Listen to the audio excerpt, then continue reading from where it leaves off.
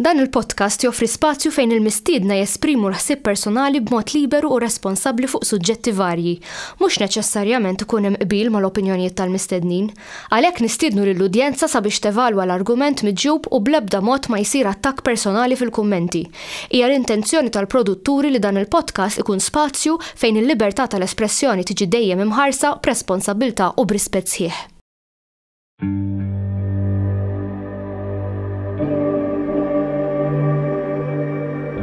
Perhaps we need some outside universal threat to make us recognize this common bound. I occasionally think how quickly our differences worldwide would vanish if we were facing an alien threat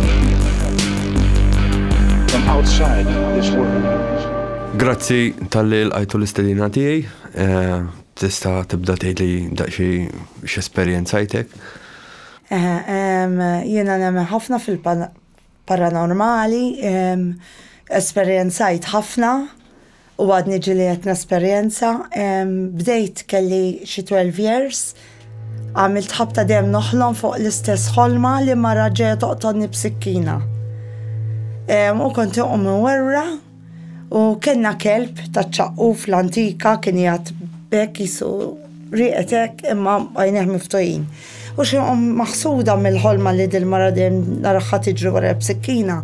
Inqom ħares l-kelb, għajneħ kont narom jixel ħomor. Kont nifaq nikpi, speċi mur fil-kamra tal-mama, u l-papa jorqot minn flok, u l-papa fil-bidu beda jaħseb biex jiena norqot mal-mami, affaritek. Imma darba minnom, bqajt ħafna d-dejab dil-ħolma, ma darba minnhom noħlom l-istess ħolma li din mara ġejja li nqum għajnejn il-kelb narhom jixelu fl-istess ħin tinfetaħ it-tieqa tal-Emilju bil-blinds u l-portiera tirġifieri ma kienx riħ. Bdejt inwerzaq ġel papa u l-papa qal dit-tieqa minfetaħa speċi kif infetħet. U hemm minni hemmhekk vera minni l-għada kien ġab qassis talaf fil-kamra tiegħi fuqi. Il-papa kien qallu x'namel speċi bil-kelb qallu neħħih.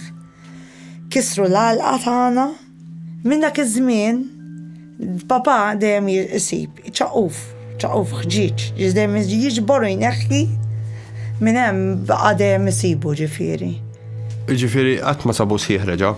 Dejjem biċċiet. Dejjem biċċiet u jneħħina dfu l-għalqa kienu jerġgħu jsibu l-biċċiet. Dejjem isib l-istess biċċiet. U l-papa dejjem jgħid dejjem insib. Għandek 100% mitej raġun. Jekk insib storja nibgħatilek li kien studjaħħa Keith Parsons, immarret insiba fiha hemm ħafna videos ta' Keith Parsons. Di pratikament kienet familja tgħix ġo post, kien hemm kellhom qattus ta' ċaqquf u r-raġel tagħha qabad għalla toqgħod talab dal-imbarazz qabad u ramih dal-qattus ta' ċaqquf u nkiser. U l-għada reġgħu sabuh fuq il-mejda kif kien. Reġa' qabdu reġa' kisru u l-għada reġa' sabu l-istess. U għana biċċiet, dejjem biċċiet. U intom biċċiet. Kien kbir dal-kirb żgħir. No hekk kien. Is-swed, jisu tal-wolf iswed, hekk hekk. Mhux rieqet bajna miftuħin. Ma kemm ħaddu missib minn dal-fraġġa. Għalhekk qed ngħid. Għalhekk jiena biex rajt għajnejh jixelu. Jiena li ngħid kollox vera minnu jiena. Qabel din l-esperjenza tal-kelb, kellek xi esperjenzi oħra qabel? No. Ma tiftakarx? No. Xi ħsejjes jew xi affarijiet oħra? Le, qatt. Jew kellek xi esperjenza ta' dawl jew hekk? No. Qatt minn. Ta' qabel. U wara mbagħad kif kompli, kif x'ġralek iżjed? Wara din l-istorja hemmhekk kelli 12 ta' 16. Għal-ġurament kelli 15 l-għada kien ħajkolli l-birthday 16. U kont lajt ġimgħa għawdex mal-familja ta' raġel tiegħi li dik il-ħabta konna għadna rajjes, konna inna 9 xhur biss flimkien. U kien il-ħattu marru sema quddis iċ-ċittadella għawdex. U ddeċidejna li l-familja tiegħu ommu żewġ ħutu bnietu jiena morru nqerru. U l-papa tiegħu ma rridux iqerru u tħallna nqerru fis-sangristija taċ-ċittadella. U hemmhekk fejn tmur tqerr il-kamra mhux bis-saġġa l-antika fej li jidħol il-qassis u int ma taraħx mill-ġemb. Le, l-qassis bil-qiegħda inti tqgħod tal-kubtejk ħdejh ġifieri. Kien imislili, però taf int it-tawal tek jiena forsi uxat meħutu naf li kien qassis xieħ li kien fil-kamra infatti huma stess jgħidu li qerraw huma kellu żmien b'xaru bajda. Xi wasalt inqarriena il-qassis ma kienx hekk. Min ma tajx każ jgħid forsi jien naf bidel. U jiena ta' 16 kien ħajkolli l-berdej l-għada. Ma tantx ikolli xi dnubiet, sa fint forsi nirrispondi għall-ġenituri x'kulhan se ma tantx kont nirrispondihom.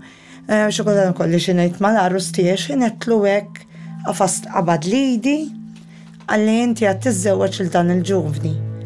Jien ħares leħetlu niżżewweġ dal-ġuvni qedlu jiena qasna fek m'iniex bis-serjetà tlu għadni żgħira. Reġa' aktar qafast lidi u qalli le int ħadd tiżżewweġ lil dan il-ġuvni. Għalli int jura ħafna għalih. Għalli ma lejra tiegħek għalli mhux ta' xejn għaliex ħajkien hemm min jipprova joħodulek. Għalli u inti għalli qed nara ħafna tbatija fik. Għalli inta tbati ħafna, għalli inta tikollok tarbija, għalli u int li qed tinsini. Għalli u tkun qiegħda tbati ħafna, għalli ma fhim minnhom x'in tiftakar fija, di t-tarbija taqbeż bħalma qabeż Ġesu Kristu jkun tifel. Jien sadattant sakemm qed jgħidli dawn l-affarijiet iċċassat għalejh. U iktar kemm beda jkellimni u aħmar u ara, ħafna ara, niftakar ħafna ara, kiereċ ara. Mbagħad kompla jgħidli dbatija, tnar ħafna dbatija. Inta dbati ħafna. U għalli fl-aħħar spiċċa għalli qed nara mewt feta żgħira. U ħallini bekk. Rat is-salib u qomt. Ħriġt isni ċċassata, mort bil-qiegħda ħdej il-familja tar-raġel. La tlajt nitqarben, la kellimt il-ħaġġa l-knisja, kod bedej li ġaralek. Bqajna sejri nixlendi biex nomu, ma rix ninżel nom. Bdejt nibżettek ninżel ħanereq. Tan bedej li affarijiet li jiena bdejt isni nibża. Ħutu l-familja tiegħu ġennewni kelli ninżel, kelli ngħidilhom x'ġarali. Però ma ħaduha kontrija ħafna nfatt il-mami tiegħu, bdiet tgħidli toqgħodx tgħid dawn l-affarijiet, toqgħodx tivvinta fuq dawn l-affarijiet, mhux affarijiet żbieq, u jiena laqgħet ħalqi. Xarażat l-għada kelli l-berda 16 u morna Malta. Xarażat fuq dal-każ bdew jiġru l-affarijiet. Lill-mami tiegħu stess bdiet tiġbed li attenzjoni fuq tfajla li ridet l-arrus tiegħi u affarijiet hekk. Iktar bdew jiġru affarijiet. Meta kien hemm tfajl oħra ftit qabel iż-żwieġ tagħna, bdiet tibatlu littri. U l-istess ħaġa semmihomlek dal-qassis. Kollox, kull ma beda semma kollox beda jiġri, kollox. Iżżewwiġt vera l dal-ġuvni, ir-raġel tiegħi. Kelli miscarriage baby honeymoon jgħidulu. Kelli miscarriage 4 xhur u nofs. Kont qiegħda mmut jiena għax il-baby miet u ħallew li xahar u nofs ma jeġġu fija. L-isptar bdew jgħiduli inti titneħħih waħdek u dal-baby qatt marit jinħal minn miegħi. Qatt ġej nfaqali l-ilma, batuni d-dar u dal-baby baqa' jixrink jaġġu fija. Sirt handikappani għax avvelenani. Minn hemm u minn hawn kellhom joperawni għax jiena qatt ma kelli nneħħih jiena l-baby. Neħew huma, qattawh bħala abortion il-baby. Minn hemm bdejt nara l-ewwel tbatija tiegħi minn kif iżżewwiġt. Wara sentejn għax kellna nagħmlu sena għażat l intercourse xejn, ġifieri ara kemm kont qiegħda batuta. Wara sentejn kellna ħriġt ilha bil-ewwel tifel l-Anna. Però waqt il-ħlas fil-labor domt mis-7 ta' filgħodu sa 3, però fil-delivery fejn suppost teħles malajr għamilt mit-3 sal-5:15. Bdew jaqtaw l-vini, il-baby dar breach U l-pożizzjoni tal-baby rasu t-tider, ma setux qas ċesarja ma jamluni, il-baby qed jgħajjed, tajja qalbu, tnajja jien, konni magni spiċċajt. It-tobba kelli il-professur tabib, żewġ midwives u midwife oħra tiġi l-kuġina tar-raġel tiegħi. Mispiċċat minn ngħid baqgħet miegħi u disa dattan ta' fin toħroġ tkellem il-familjari, ismissa daħlet hemm. Dit tgħidilhom qed bagħti ħafna, tolbu għalija qed bagħti ħafna, mhux kienet tgħidilhom kemm inni fil-midwife qatt ma rajt bagħtija daqshekk. Fejn minnhom it-tobba ddeċidew li ħajġibu l-għodda, però qalulna li hemm riskju kbir kif qiegħda ras il-baby. Kif marru bl-għodda jġibu l-għodda, kienu ħajjaqbdu jidħlu biha r-raġel, fil-ħin qalli ftakar f'dak il-qassix kien qallek li inti għad tinsih u tiftakar fih. Naf li kien hemm kurċifiss qudiem is-sodda u jien qedlu inti minn ħin tgħinni. Fil-minnhom il-baby laqas naf kif ġiet nitqanżiha, ġifieri aħna l-ewwel baby qas konna nafu se jkollna għax surprise marħba bih. Kif il-midwife qabditu malaj għaltilna baby boy. Jiena raġa ħarisna lejn xulxin badna nikbu u għatlu l-qassis u għalenna. Il-kuġina ta' raġa ħarġet tkellem il-familjari. Skużawni, namozzjona ruħi imma affarijiet li mhux hekk esperjenza. Il-mammi tiegħu nislet għall-koptejja fejn jistennew il-parents mal-art u qalet il-kliem li qalla l-qassis kollu minnu. Qalet issa nemmina. U dal-qassis qatt ma skoprejthom. Infatti li meċ sena wara li ġrat li dil-ħaġa konna d-narajjes, morna ċittadella biex nfittxu minnu dal-qassis. Imma dal-qassis kif dejn niddiskrivjulhom ħadd ma jaf minnu. Sejħuna l-qassisin kollha li kienu hemm qazzu qegħdin hemm, sal-unika wieħed kien li fetħunna tieqa u narawh kien jgħat jażaq xi ġnien. Għallonna dak qedlu le. Bqajna qatt ma nafu minnu dal-qassis, ħafna uċini jibdew jgħiduli mhux dak hu qed jitlob grazzi jew qed jaqla l-grazzi. No, mhux hu ngħidilhom, mhux hu. Kif rajtu jiena dal-qassis bqajna qatt ma nafu minnu. Li ġara mbagħad wara 8 years it-tifel kellu cancer, ġifieri tbati oħra. Mskur. Kellu jkun malignant għax fit-8 jiem faqqaslu fit-3 bnadi. Ġien fejjaq b'miraklu wkoll, miraklu kbir ta' Padre Pio, kellu santa tqattat waħedha fejn għamlu ilu ma' rasu. U wiċċ Padre Pio baqa' sħiħ, ġifieri dik storja oħra dik konna tlajna bih Padre Pio għamlu festa patrijiet. Ġi dak dolor ieħor. Tlajna bih għamlu l-festa u jiena sadattant fil-11 years ma stajtx ikolli tfal iktar, ma stajtx naqbad ila. U għat li konnem stess, darbarna mir-raġa għatlu jiena pregnant. Ħassejt ħaġa li jien pregnant. Għalli tibdix taqallim tal-Ispirtu Santu. Għatlu jien pregnant. Meta nżilna mill-holiday mort għallinna għaw ħassiru papa u mama wara da żmien. Kelli l-dat tifel, pero ġara li waqt jiena xajtu ċesarja, jiena ħadd mikrobu minn ġal-isptar. Dal-mikrobu spiċċajt il-baby laqqas biss rajtu għax il-baby bella li l-mawtela l-SCBU, meta niżel mill-SCBU jiena spiċċajt ħajoperawni u spiċċajt l-ITU jiena.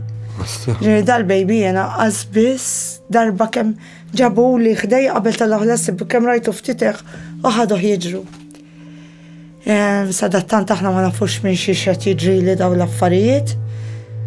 Kont l-ITU, insomma, għamilt hysterektomija paratomi. Kħati li miracle li għadni life wara dal-mikrobu, għax mux l-MRSA, kien Staphylococcus aureus, nisib post mejta bih. Dal ittieħed minn ġol il-ma, minn ġol tap water u hekk. Daħ. Hawx. Għarret. Fatti kelli tabib ħabib tiegħi li skopra li aktar xħattu mill-ilma tal-AC għas St. Luke's kienu ħafna ħamim ibejdu ġol ventilaturi u jmutu l-ħamim għandu ħafna mikrobi u l-ilma tal-AC temmek tat-teater kien ikkondominat kif jgħidula kien. Astja? Infatti ġraw iktar affarijiet mader zoħra bdew jiġu reacted bħali imma laqawlhom mal-ewwel. Imma jiena l-ewwel ħadd ma kien jaf x'għandi. Minn hemm wara tlaqt id-dar ħriġ bil-baby ta' xahar u nofs. Wara 3 ġimgħat id-dar qabditni appendix. Kien li naġa nidħol l-isptar għamilt xarejn ħażin oħra. Minn hemmhekk dejjem bqajt moġuwa ġifieri dbatija wara dbatija, dejjem bqajt moġuwa, mbagħad kelli cyst, kelli tumor, rridu joperawni, kelli adhesions, spiċċajt għamilt 9 major operations. Ostja. Wara l-major operations, però sena wara li kelli t-tifel bl-istess trauma li ġratli, ix-xokk li ħadd li ġrali jien mort iwellet tarbija b'saħħti. U ġrali li ġrali, qabditni fibromyalgia, uġġeħ kbir u severa ħafna fatti nimxi fil-bod bil-wheelchair, ma nimxiex fit-tul laqas nindum ħafna bil-wifqa. U skoprew li għandi xi 12 years ago li għandi marda systemic sclerosis li għatteqrid li l-organi, tħallik bla saħħa ġifieri għat ġibni bl-oxygen. Di, id-batija li kolla, li qalli. U qassis. Għaddejta u għadni għat nġarraba. U l-mewt feta zejra, ma nafx min. Jista' jkun l-ewwel miscarriage li kelli, forsi kon se nitlef it-tifel, il-kbir, kellu l-cancer. Jiena xkont edha mmut l-isptar kemm il-darba, ma nafx. Jew għat issir, ma nafx.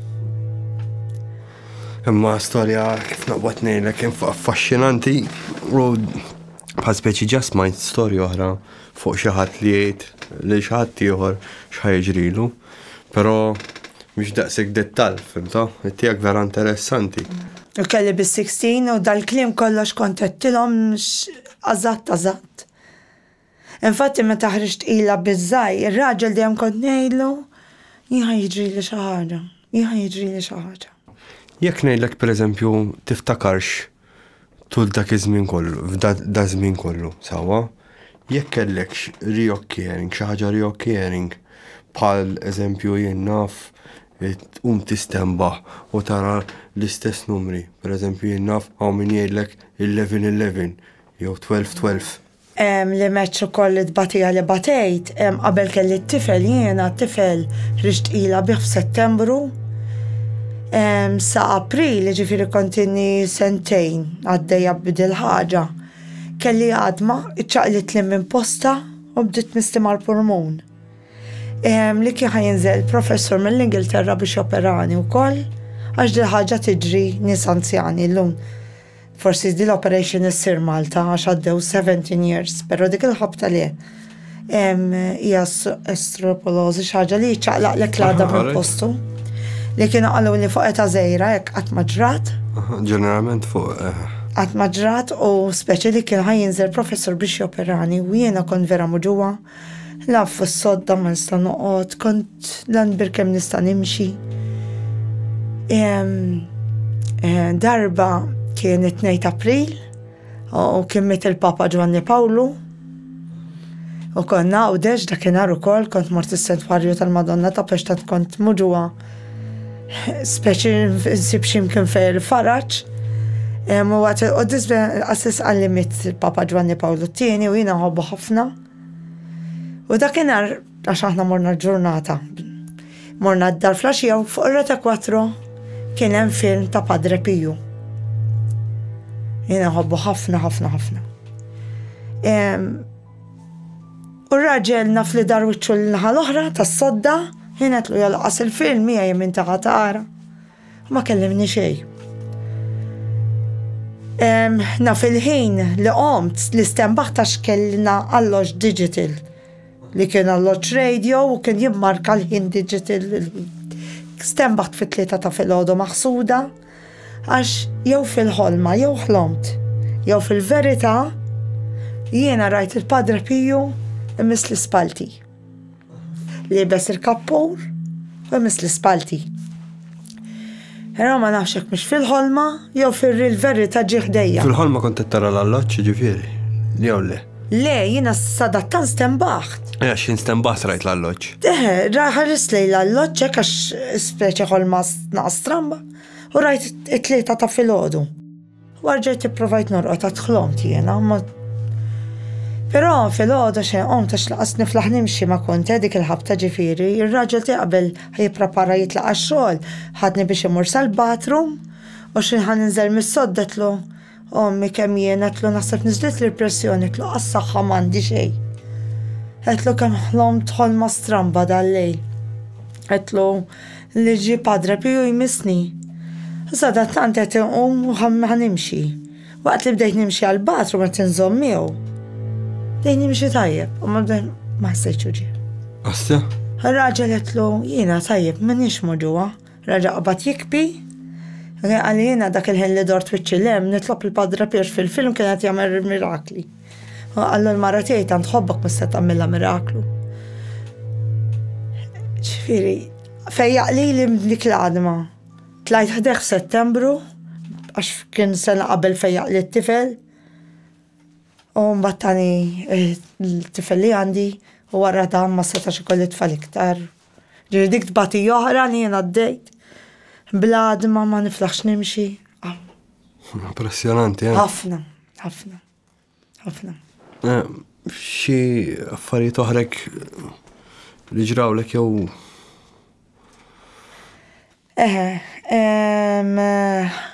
storja oħra li ġrat propjament li t-tifel ikun għandu x'jaqsam ma' t-tifel tiegħi kien żgħir kellu form meta miet il-papa tiegħi u l-papa tiegħi miet 28 hours għax fawlu l-bladder u ġralu xaddam fil-ġisem. U sadattant insirtajna kiena ħija mill-Kanada u koll l-mara tiegħu ġifieri u konna kollha mdawrin mal-papa tiegħi. In-nisa taħuti u aħna u l-papa sadattant niżel l-oksiġen bil-mod. Deni qawwi u niżel l-oksiġen. U l-papa l-mammi tiegħi kellha heart failure, ġifieri kienet ma tiflaħx ukoll. U il-papa ħin kollu kien jgħidli l-mami fuq qiegħda, iva kont ngħidlu, fuq qiegħda fis-sodda fuq. Isaqsi dejjem isem it-tifel. Mu sem ir-raġel u għal kulħadd, imma ħuti u n-nisa tagħhom u jiena dimmiegħu. Jiena ma tajx każ il-papa tiegħi sadattant wasal is-sib, niżillu l-iktar l-oksiġen. Beda jsejjaħ l-isem tat-tifel tiegħi, baqa' jsejjaħ. Sadattant ir-raġel ġablu t-tifel, ġab lil x'in daħal mill-bib tal-kamra, il-papa jgħatlu hekk. U l-papa daħal f'koma, ġifieri ma qamx. Tfinniħ Monday fil-għodu kmieni għax hija sal-10 rrid ikun l-airport biex jitlaq lura l-Kanada. U speċi għadditek, però jiena rrealizzajt f'qalbi ma tal-ħadd laqas ir-raġel ħadd il-papa kien ħobbu tant il-pjon l-araħ miskin ħadd laqas semmieħ. Hekk biss. Meta tfinna l-papa kien dilluvju, kien Ottubru, kien dilluvju ta' xita. U l-għada 3 l-istess kienet mal-tempata sajjetti u tifel kien kindertu u għat ma nibatu skola tħalliħ jorqot speċi.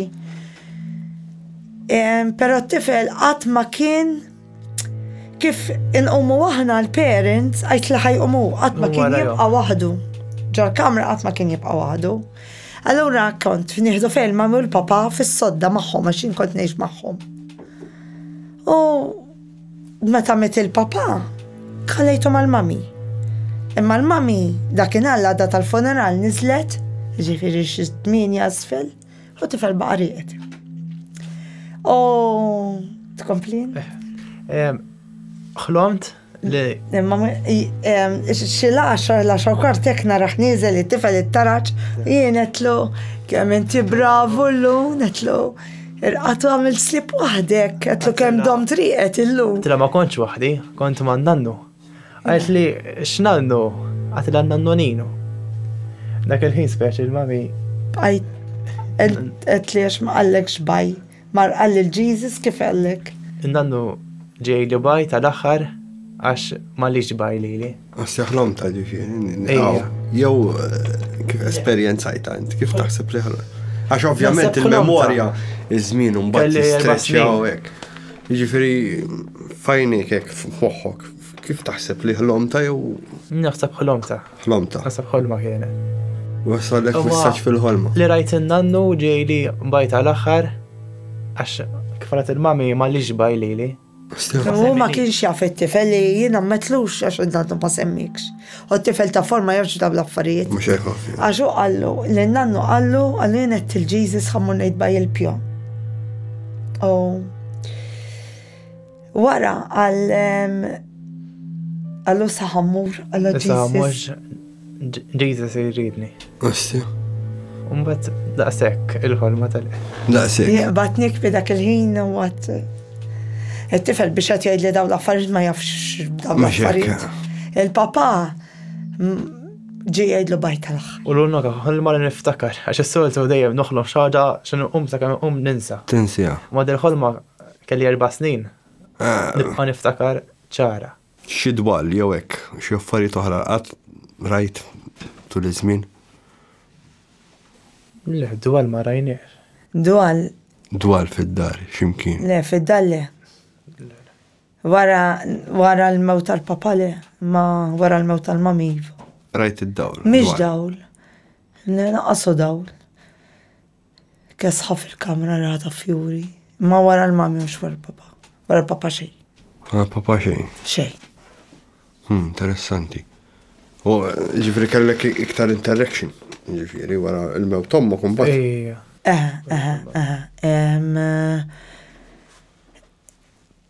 Il-mami, jena u l-papa u l-mami konna closed ħafna, ġifiri jena z-żewġ bqajt nix maħħom nħussibom u hekk. Ma l-mami kienet xaħġa jena li jena u nġildu, ma kienx tisma nġildu, li toħodni mill-ħal, kienet l-unika wahda li tifimni xinnejt. Nġildu ma fl-istess ħin. Kienet il-ħabiba u l-mami, u meta mietet il-mami kienet diħla ħirġa ħafna l-isptar. U meta mietet l-ewwel darba kont fuq fil-washroom u il-mami kella vizzju. Tagħmel kafe. Tieħdu minn ħalib fil-għodu toqgħod tħawwat il-kuċċarina. Jien kont ġiet ngħidilha dejjaqtni tħawwat. ġina nervuża. Kienet tgħidli ħallini ħajibrid li. Darbeda fil-washroom u ir-raġel ħa it-tifel l-iskola u jien dak kellu vizzju x'kien jiġi jagħmel li kafe tellaħuli. U jien ħsibtu ġie. U femminna metlu fraġej qed nisma' l-kuċċarina ġifieri tħawwat. U wara ftit minnhom nisma' ċavetta tal-garaġġ tinfetaħ u ġie daħalu għalli jien hawn.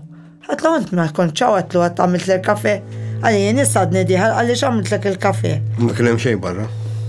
No, xej, la sab xej, barra xej, imma jien għetlu li bdejt smajt il-ħoss tal-kuċċarina ċek mal-kikra. U għalaw jisu ma minnix. Darboħra semawu u semaw it-tfal.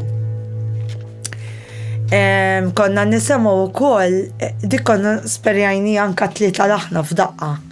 Jiena r-raġel u jieni it-tifel jienu r-raġel. Nisema l-ħoss ta' ċafetta taħħa kif kienet tiftaħ il-bib ta' barra, mill-garax, imma l-ħoss taħħa.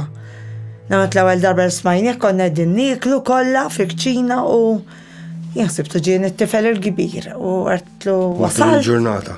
Sorry? Matul il-ġurnata. Matul il-ġurnata, kien flaxija forse din niklu u jena ħsibtu daħal it-tifel. Għartlu wasalt mix-xogħol ma kien hemm ħadd fil-garax. U bqajna sema uħda l-ħoss jinfetaħ ġifiri, nħossu ċavetta. Imma jinfetaħ il-garax jew? No, jibqa' magħluq. Nisimgħu il-ħoss taċ-ċavetta tagħha. U l-bib magħluq. Jibqa' magħluq. Ġifieri tisma' ħoss tas-sellatura jew iċ-ċwievet. Tas-sellatura. Le għax il-bib kien tal-ħadit. U nanna kellha l-key chains ma' ċwievet. Nisimgħu ċ-ċek. Allura meta ddawwar speċi jagħmel il-ħoss. Aha. Tal-key chains jħabtu mal-bib. Il-key chains ġifieri. Kej u ċavetta d-dur. Il-mod kif qed jinfetaħ il-bib. Imma aħna l-bib dejjem magħluq sibni. Alright. U l-kbir ma konniex qednielu, il-kbir kien ħafna bojn mannanna, ħafna. Ma rejnieħ xejn bdil-ħaġa, però darba kien ġem ix-xogħol u kien il-ħadd aħna ħriġna biż-żgħir. U tħallna mid-dar u qedlu aħna u ngħidin wasalna. U għalli mintom diġà ġejtu, għalli mortu x'imkien ieħor, qedlu le fejn morna. Għalli smajt il-bib jinfetaħ. Għetlu x'ismajt? Għalli l-bib biċaveta għalli xaħad daħal. Għetlu leħi mux aħna tlu issa ġejna. Għalli zgur ma għalli bdejt najat. Ma ġejtu. Għalli uħat ma jweġibni. Bat nikbi għetlu no. Għetlu dakin nanna tlu inna nisimu. Affarijiet ċalu għek ġiri. Darba minnom għetlu. Raġa għetlu mill-luħud nit-ċemiterju għetlu inni naqġima għamur. Xi naħroġ għall-kolotur, bdejt nara l-fanal tal-kolotur jiċċaqlaq bil-mod, kellna kollim kien magħluq. U anke tal-kċina kien idur bil-mod. Darba minnhom ġiet it-tifla taħja mill-Kanada, xarej wara li mietet il-mami, u qabdet tikbi daħlet għal imġejjin ġifier mill-Kanada, daħlet ġol intrata, qabdet tikbi mhux nara n-nanna, mhux ħanikol ikel tan-nann iktar. Kenna xkupa fil-garax u konna namlu ġol-bib tal-ħadit u l-bib tal-garax ta' fin l-antiki ikollhom jisom strixxi ta' ħadit. U di xkupa konna dejjem daħlu ġo fija. Xkupa u squeezer dejjem ġo fija. X'kif it-tifla taħija qalet sekkelti kelmin ta' nanna. Di li xkupa ħarġet taret waħida tistabat mal-art. Spiċċat f'nofs il-garax. ħadd ma kien fil-garax, aħna qegħdin bil-bib tal-garax tal-kewba miftuħ, rajnija li xkupa ttir, però aħna kulħadd jeġġa l-intrata. Kurzita, għandkom pezz id-dar? Sorry? Għandkom pezz id-dar? No, ma kienniex. Le dak iż-żmien le. Issa għandkom? Fekkrun. Fekkrun? Qatt ma kellkom kelb? Qabel kelli kelba. Il-kelb Dalmatian. Dalmatian? Imma ma kienitx qed tgħixem. Ma kienx dik il-ħabta, no, meta mietet il-mama, kienet il-garaġ dik il-ħabta. Il-garaġ li juħor ma mhux ma tad-dar. Mhux ma tad-dar. Interessanti. Imma qabel kienet tgħixem il-kelba ġifieri, imma kienet tgħix fid-dar. Qabel. Meta kien hemm il-kelba fid-dar qatt ma kien hemm esperjenzi? No, kienu għadu ħajjin il-parents, no. Interessanti. Xi ħaġa oħra li xtaqt insaqsik. Bej avvenimentu ieħor, kemm taħseb li kien hemm spazju, ma nafx tikkalkula. Ġifieri l-affarijiet li ġraw tal-mami dik il-ħabta? Eżatt. Nanna meta 2014. Le, kien hemm spazju bej il-papa tiegħi u l-mami, ġifieri kien hemm intervall. Jew tal-mami biss. L-esperjenzi tagħkom. Le, kien hemm bot. Bej il-papa li rat-tifel. Jisu jtik break u mbagħad jerġa'. Ma l-mami ma tantx kienet qiegħda break, speċi xi ħaġa mhix tal-biże, xi ħaġa turina li għadha magħna. Issa xi ħaġa li jiena nemmen li hemm ħajja oħra, jien nemmen ħafna li hemm ħajja oħra wara d-dinja ġifieri fuq l-esperjenza li għaddejt tal-mami żgur u tal-papa li jiġi jgħidlu baj. Però xi ħaġa l-iktar stramba li ġrat tal-mama hija kien jaħdem fl-irħam u kien għamilla l-wiċċaw l-isem tal-qabar u marru waħħalu law kien xieġi ma qaberit berik tal-qobra u hija niftakar wara li waħħal l-isem għaw ġiddar għandi u rajtu naqpallidu għalli għamilli kaf. Tlux ġaralek għalli għax kemm inni naħdem f'da xogħol għalli speċi ħafna ċimiteri li mort għalli qatt ma ġrali hekk tagħmel ġara. Għalli ħanejlek għalli ħissejt nistramp għalli waqt li qed tintaqqab L-isem tal-mama tiegħi beda jħoss li hemm jisu preżenzi, jisu hemm xi ħadd qed jaraħ, jisu hemm xi ħadd fuqu. U dakinhar kienet ħafna sħana u hija ġab li friskon ilma mill-karozza u għamlu għaddel, xorob minnu għamlu għaddel.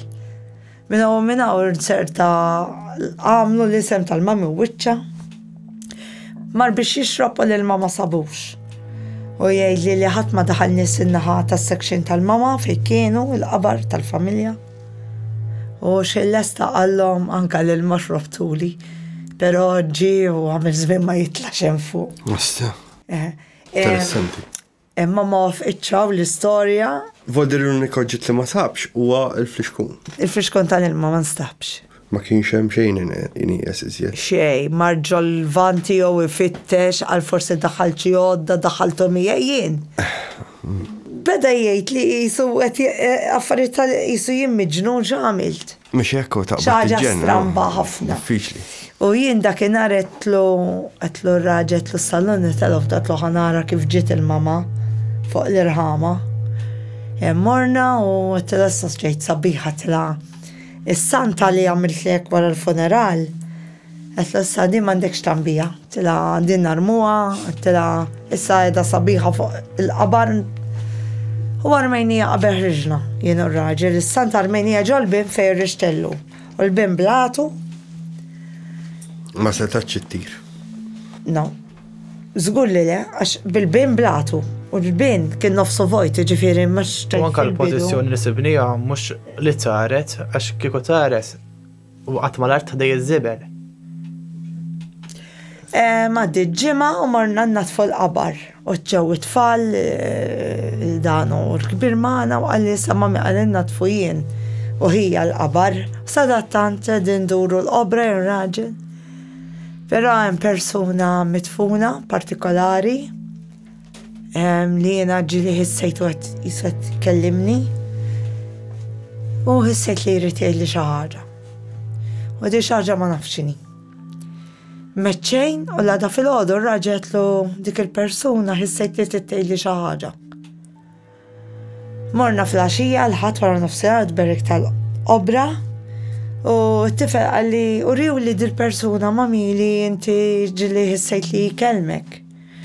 Morna ħdejh fil-qabar tiegħu u għatlu għejli xi tittejli, għatlu naf li tittejli xi ħaġa. Fejn minnhom jisni kemm imsejt żewġ passi jisni dort waħdi jisni laqas naf kif fam għamilt jisux il-moħħi jisni ma nafx kif. Mhux jien qed ħanimxi hekk undur, jisni laqas naf kif. U kif dort jiġi faċċata ta' dal-qabar ta' dil-persuna.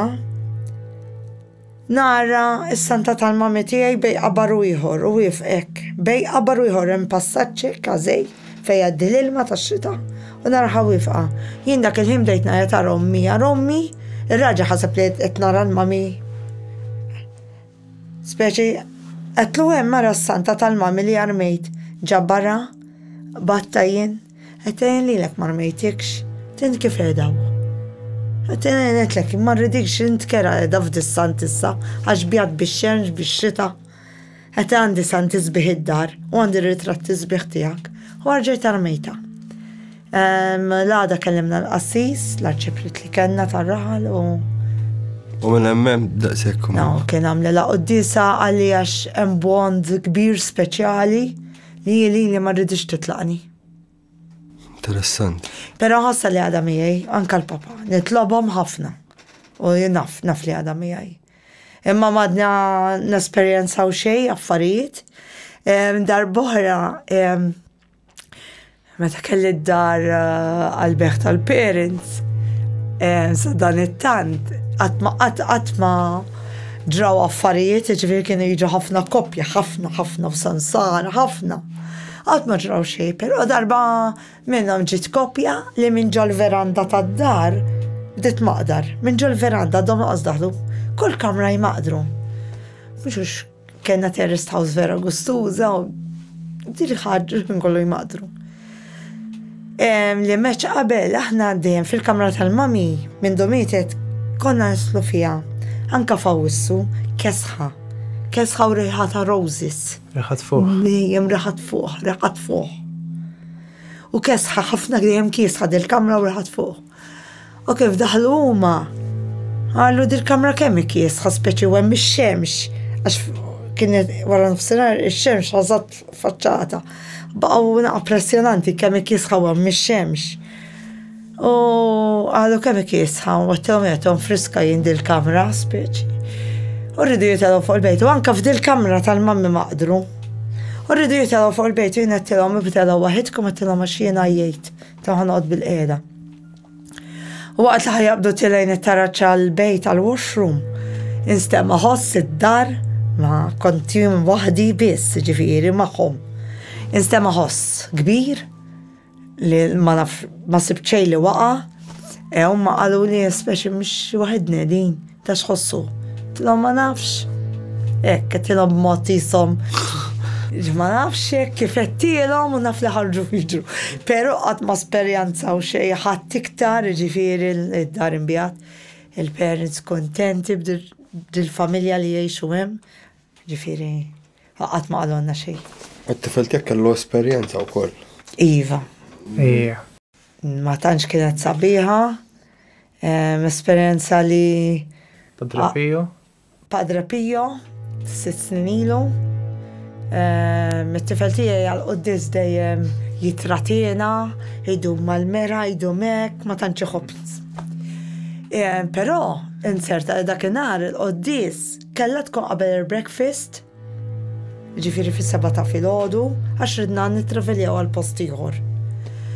U t-tifel dakinhar ankmieni lesta la terturi morna. Kont looking forward għal-qoddisa. Kien vera looking forward eħe. Ir-raġuni kienet għax kienet l-unika qoddisa bil-Malti, għax l-oħrajn kienu kollha fit-Taljan. Kien ħajjagħmilha il-fadel li kellna magħna fil- U waqt li konna din insomma wasanna u t-tifel poġġa qudiemna fejn familja li kien Maltin li kienu magħna fit-tur. Kont siġġu quddiem il-mami u l-papa. U għal-ħin, nibda nisma' x'ħad ikellimni. Imma fil-bidu bdejna naraw bozzot għall-ewwel id-dawl. Beda l-bozza tal-jew. U dak il-ħin ukoll bdejt nibdajjen u bdejt nisma' l-vuċi. Għax li ġaraw l-ewwel kien hemm fil-Knisja ta' Padre Pio l-antika minn Novi. U hemm il-qaddisin mal-Madonna San Giuseppe għandhom kollha l-bozzot bid-dawl. U daw fihom forsi xi 12 bozza, ġifieri twal. Fil-bidu il-bozza bdiet tixel waħda, għaw tintefa' waħda, bad jintfew tnej. Maħna l-ewwel ma tajtx kasat, forsi hemm xort. U dan ġifieri ġieli mort hemmhekk inti qabel jew? Iva, tlajt kemm il-darba. Qatt ma rajt U anke jien mort magħha qabel. Qabel Qatt ma rajt il-biċċa xogħol issir. Le. U tela miegħi tela ta' 4 years tal-lajtu wkoll jiena. Ġara qabel meta kelli 4 snin, ma mhux fil-Knisja. Se ngħidilek weħe. Kompli għatartar. Jew bdejt nisma' vuċijiet mużbieħ jina lija kien ix-xetan. Bdejt nisma' klim bla marajk. Ma kontx Laqas ma jafx li kien la marajk għax wara qassis. Għax it-tifel aħna sibniħet jikbi u l-familja ta' maġġembu. Nibki qudiem in-nies. Ma tantx jikbi qudiem in-nies. Bħal speċi il-klim ma tiftakrux inti, ma tafx. Le, naf żgur li bdejt waqt li qed nisma' qed ngħidu. Qed jgħid beda jgħid eħe. Beda tisservi bħala speaker. Jiena bdejt ngħidlu x'inhu jgħidlek għax il-familja għandhom atletik bita ma' ġembu. Tgħidlu x'ġaralek, u mbagħad jiena qed ġaralek. U beda jgħidli ma, qed tisimgħu ma, qed tisimgħu tirrabja ma, qed tisimgħu t-tifel. Sa dan tant idwal iktar jintfgħu jixelu. Mit-tifel bdejt ngħidu ma x'inti. Il-vuċi bdejt nismagħha aktar irrabjata. Specialment xi mort biex nitqarben. L-affarijiet li dwar kulħadd qed jarhom, ġifieri Knisja bit-Taljani u l-grupp tagħna l-Maltin kulħadd raħ id-dawl jintefgħu jixel. X'intela biex jitqarben it-tifel dwar kienu tal-biża. Jintfgħu jixel. U beda jiswaħ aktar jirrabja miegħi. X'in niżel. Nibża. mitqarbin u t-tifel niżel għal-kopteħ iktar. Leħen wieħed jew tnejn? Li leħen wieħed. Leħen wieħed. Mhux tnejn kol. Le. ċasi ir-rabja ser qed nisimgħu jiena, ma daw le. Ħaġa waħda, le. Mbagħad jiena bdejt ngħidlu ma x'inhu jgħidlek x'in tisma' da sadattan da beda jgħid il-kliem b'lingwa li ma nafx x'inhi. Jiena kont diġà ħsibt għax jiena kont diġà naf li fil-Knisja ta' Padre Pio kien jattakka ħafna x-xitan hemmhekk.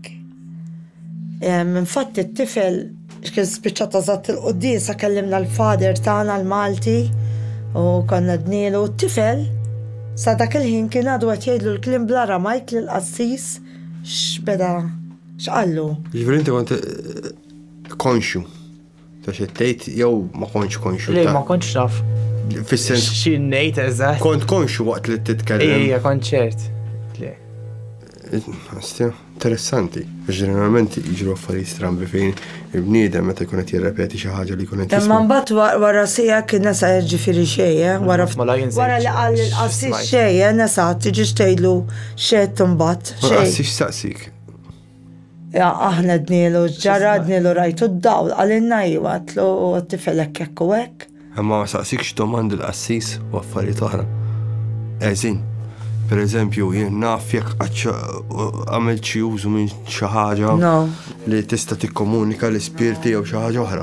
Kol ma għalinna hawnhekk xejn ma ħanoħu bi kbir għax hawnhekk ix-xitan attakkaħ kemm il-darba l-Padre Pio.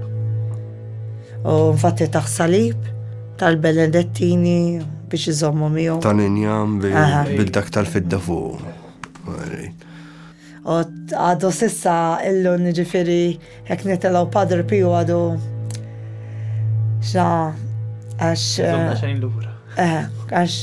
diġà id-darba oħra li l-ewwel darba li tellajtu kellu for li ġranna kien wasalna hemm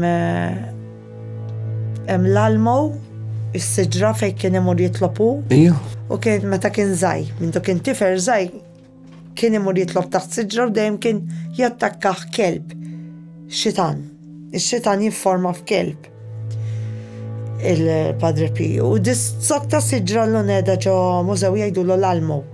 Min ġo dis-sok ta' siġra ifforma tmorru taraw emir forma ta' xitan. Il-sok ta' siġra forma ruħu xitan ġifieri il-wiċċ ta' xitan. Konna morna San Giovanni Rotondo naraw Padre Pio wara morna għal dal-post. U jiena rrid inċempel ir-raġel biex narrak mhux kollox sew id-dar. Xi wasalna f'dal-post u ħa nipprova nċempel. Il-mowbaj ma rridx jaħdem b'xejn. Kellna fader magħna wkoll u għetlu wara naqatlu ma nafx ma jridx jaqbad lil-mom ma jridx jixel xejn. U niftakart għan il-mowbajl tiegħu biex inċempel għad-dar. Dal-mowbajl baqa' ma ħadimx biex nkollu nipprova ma naf ġaralu. Kif naslu l-aeroport Malta dal-mowbajl qabad jaħdem. Ġifieri xi ħaġa issa ttantatna xi ħaġa li rridet li jien ma nkunx moħħni ħanara d-dar għal-mami jekk mhux sew. Li dik il-ħabta kien diħla ħirġa l-isptar u ħallejt ir-raġel ma'. Interessanti. U dis-siġra ġifieri għadha hemmhekk. Għadha hemmhekk, kull min imur il-dik tiegħu kaħat jaraħ. U jiddiskrivu ġifieri kelb kienu jaraw dar kelb li jattak. U fl-istorja tiegħu, il-patrijiet qalu l-istorja tiegħu anke fil-film jidher kollox. U hekk kien jattakkaħ minn dok intifel. Kien jattakkaħ kelb iswed. Daqqa kelb u daqqa. Imma mbagħad kien jidillu forma ta' qassis. Ix-xitan. Ix-xitan stess jidher forma ta' qassis. Infatti fuq l-istorja li qed qabel tiegħi tal-qassis konna anka kellimna eżorċista. U ġi jitlob fuqi kien. U konna kellimni ħatlu inti x'taħseb li laqalli l-istorja ta' ħajti. U għaddejja minnhom da xi ħaġa ħażina jew hekk. Kien qalli jista' jiġri li jkun spirtu ħażin Imma billi jena għalli speċi kif qabel Ġesu Kristu affarijiet, speċi li sissadu jieħu ħsieb jisu xaġa li tajba. Li jena għaddejt minn xi xaddejt u għadna ħajja u. Fimtek. Snin iġġildila.